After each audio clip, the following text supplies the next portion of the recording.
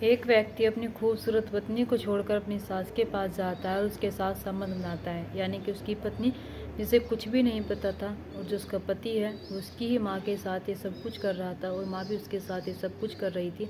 लेकिन इसके बाद इस घटना में जो होता है उसे जानकर आप हैरान हो जाएंगे और सोचने पर मजबूर हो जाएंगे कि आखिरकार ऐसा कैसे हो सकता है। चलिए तो बिना देरी के इस घटना को शुरू करते हैं और जानते हैं कि यहाँ पर क्या हुआ था। नमस्कार, आदाब, सत श्री अकाल, हर हर महादेव। मेरा नाम रूपा है और आज की घटना बिहार प्रदेश का एक जिला है मुस्तफ़ापुर और यहीं का रहने वाला एक व्यक्ति जिसका नाम राजेश है। राजेश की उम्र 25 साल है और राजेश एक फैक्ट्री में काम करता है। इधर बिहार का एक और जिला है बागा, इसी के अंतर्गत रहने वाली एक लड़की जिसकी उम्र 23 साल है, उससे राजेश की शादी हुई। राजेश उससे शादी करके बहुत खुश था और अपनी फैक्ट्री में काम कर रहा था, अपनी फैक्ट्री में टाइम पर जा रहा था। पत्नी इधर उसे लंच बना कर देती थी, उसका खाना बनाती थी और अपने पति का इंतजार करती थी। शादी के 7-8 महीने बहुत अच्छे से गुजरते हैं, लेकिन 8 महीने ही बाद उसकी नौकरी चली जाती है। 8 महीने बाद राजेश बेरोजगार हो जाता है और अपनी पत्नी से आकर कहता है कि मेरी नौकरी चली गई, अब मैं बर्बाद हो गया, अब मैं तुम्हें कैसे रखूँगा, तुम्हें कैसे खिलाऊँगा। जब पत्नी ये बात सुनती है तो उसे भी अपने पति के लिए बहुत दुख होता है। राजेश जो इधर कहता है कि मैं अब क्या करूं, यानी कि 7-8 दिन गुजर जाते हैं। 7-8 दिन राजेश जो खाना भी नहीं खाता है। तभी राजेश की पत्नी अपनी माँ के पास फ़ोन करती है और अपनी माँ से कहती है कि मेरे पति राजेश की जॉब चली गई, अब हम क्या करें। अब वो कई दिन से कुछ खा पी भी नहीं रहा है और बहुत परेशान हूँ मैं। जब उसकी माँ ये बात सुनती है तो उसकी माँ अपनी बेटी से कहती है कि ठीक है बेटा, तुम परेशान मत हो, अगर तुम आना चाहो तो मेरे घर पर आकर रहने लगो। तुम्हारे पिता भी वैसे यहाँ नहीं रहते और तुम जानती हो कि तुम मेरी इकलौती औलाद हो। तुम्हारे पिता लुधियाना में रहकर जॉब करते हैं और वे तो कई कई महीनों में और कई कई हफ्तों में घर आते हैं, इसलिए मैं चाहती हूँ कि तुम मेरे पास आ जाओ। जितने दामाद जी की जॉब नहीं लगती इतने तुम मेरे पास रहना।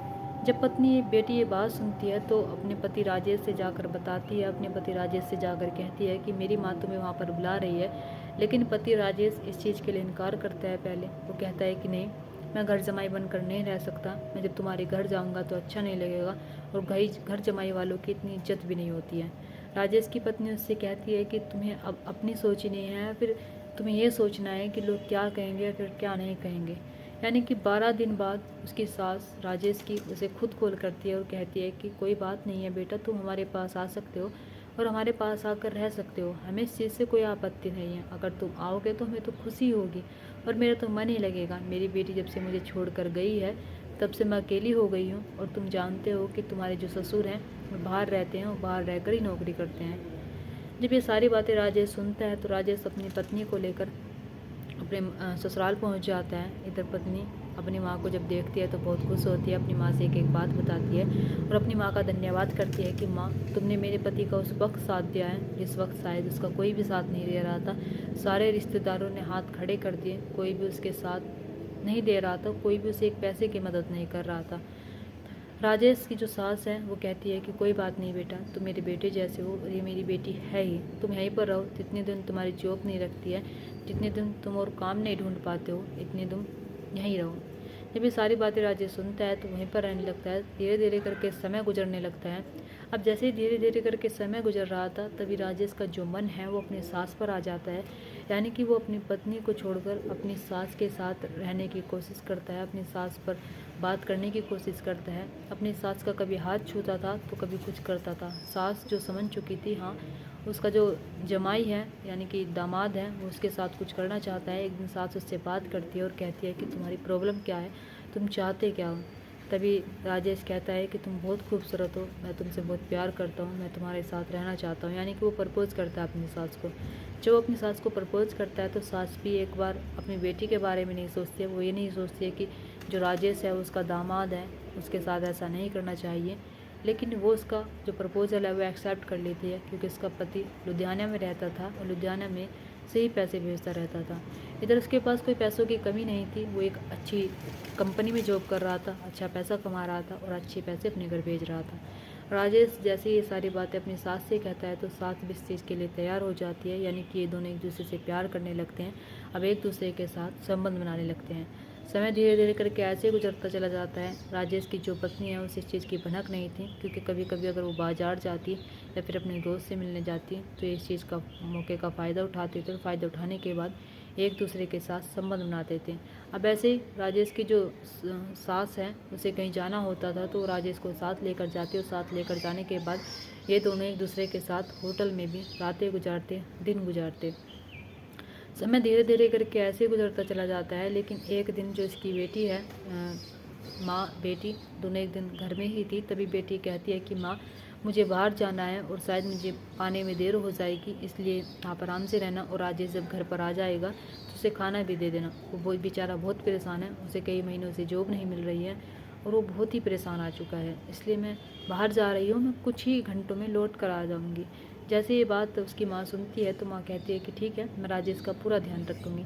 राजेश जैसे ही घर में आता है, घर में आने के बाद ये दोनों एक दूसरे के साथ प्यार में इतने व्यस्त हो जाते हैं, प्यार में इतने बिजी हो जाते हैं कि एक दूसरे के साथ संबंध बनाने लगते हैं दिन में। और बेटी जब घर के अंदर आती है, घर के अंदर आने के बाद अपनी माँ को अपने पति राजेश के साथ देखती है तो वो सोचने पर मजबूर हो जाती है कि आखिरकार उसका ही पति उसकी अपनी माँ की समान जैसी सास के साथ ऐसा कैसे कर सकते हैं। यानी कि ये सारी चीज़ें देखने के बाद वो अपनी माँ को बहुत सुनाती है, अपने पति को बहुत सुनाती है और ये सारी बात अपने पिता को बताती है कि पिताजी कैसे माँ मेरे पति के साथ संबंध बना रही थी और कैसे मेरी माँ और मेरे पति के अवैध संबंध चल रहे हैं। जैसे ये सारी बातें पिता सुनता है तो पिता अपनी जॉब छोड़कर पहले घर आता है, छुट्टी लेकर। घर आने के बाद वो आकर अपनी पत्नी को जब इस रूप में देखता है, अपनी पत्नी से पूछता है कि मैंने तुम्हें क्या कमी छोड़ी थी। वो अपनी पत्नी को मारता है, पीटता है और राजेश से कहता है कि तुम यहाँ से चले जाओ, तुम अपनी पत्नी को यहाँ से लो और अपने घर चले जाओ, तुम आज के बाद यहाँ पर कभी नहीं आओगे और ना ही हम दिखोगे। मेरी पत्नी से मेरा रिश्ता है, मैं अपनी पत्नी से खुद बात कर लूँगा।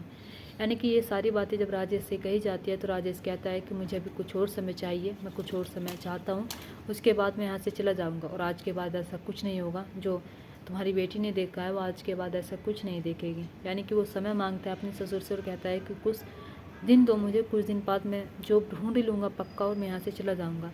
उसका ससुर जो अपनी बेटी पर दया खाता है और राजेश को वहीं पर रोक लेता है। अब धीरे धीरे करके दोनों बाप बेटी अपने पति पर पत्नी पर ध्यान रखने लगते हैं। ये दोनों एक दूसरे से नहीं मिलते थे, लेकिन एक दिन जैसी रात होती है, घर के सभी लोग सोए हुए थे, लेकिन पिता जो सोता नहीं था, अपनी पत्नी की रखवाल करता था। राजेश उसकी अपनी सास के पास जाता है और उससे कहता है कि घर के सभी सदस्य सोए हुए हैं, अब हम दोनों का रास्ता साफ है, हम दोनों एक दूसरे के साथ संबंध बना सकते हैं। यानी कि हम दोनों एक दूसरे के साथ कितने दिनों से करीब नहीं आए हैं। अब ये दोनों एक दूसरे के साथ संबंध बनाने लगते हैं, तभी इनका जो मतलब कि उसका पति है, राजेश का जो ससुर है, वो आता है। आने के बाद जब घर मतलब कमरे के बाहर से आवाज़ें सुनता है तो उसे पता चल जाता है कि हाँ, उसकी जो पत्नी है उसके अपने दामाद के साथ, राजेश के साथ संबंध बना रही है। तभी वो दरवाज़ा खुलवाता है और दरवाज़ा खुलवाने के बाद वो आराम से दरवाज़ा खुलवाता है, वो ज़्यादा चीखता नहीं है, चिल्लाता नहीं है।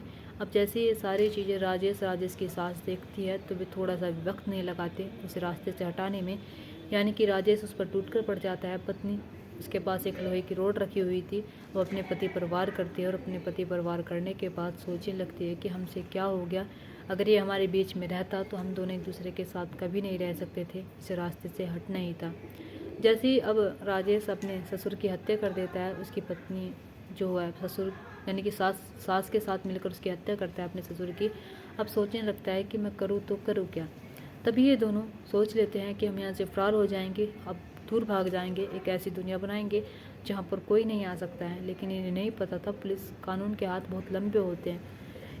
यानी कि राजेश अपने ससुर को मारकर अपनी सास के साथ भाग जाता है और भाग जाने के बाद फरार हो जाता है। इधर बेटी जब उठती है, उठने के बाद अपने पिता को इस हालत में देखती है और अपनी माँ और अपने पति को फरार देखती है तो पुलिस वालों को इन्फॉर्म करती है। पुलिस वाले मौके पर पहुँचते हैं। मौके पर पहुँचने के बाद जो राजेश का ससुर है उसे पीएम के लिए भिजवाया जाता है। इधर बेटी से पूछताछ की जाती है तो बेटी एक बात बताती है कि कैसे उसका पति और उसकी माँ के बीच अवैध संबंध चल रहे हैं और कैसे उन दोनों ने सारी हदें पार कर दी और कैसे उन्होंने मेरे पिता की हत्या कर दी। पुलिस वाले जब ये बात सुनते हैं तो पुलिस वाले आनन फानन में उन्हें ढूंढने में लग जाते हैं और कुछ ही दिन में यानी कि कुछ ही दिन यानी कि 1 या 2 दिन गुजरे होंगे, राजेश और राजेश की जो सास है उसे गिरफ्तार कर लिया जाता है। इन दोनों को जेल भेज दिया जाता है। इनसे जब पूछा जाता है कि तुमने ऐसा क्यों किया, तुम उसे छोड़ भी तो सकती थी, तुम दोनों एक दूसरे के साथ अलग रह सकते थे। लेकिन जो राजेश की सास है वो कहती है कि मैं अपने पति को नहीं छोड़ना चाहती थी, मेरे पति की जो प्रॉपर्टी है वो मेरे नाम पर थी, इसलिए मैं सोचने लगती हूँ कि वो अगर रास्ते से हट जाएगा तो उसकी प्रॉपर्टी भी मेरे नाम पर रह जाएगी और मैं राजेश के साथ एक अच्छा जीवन व्यतीत कर सकूँगी।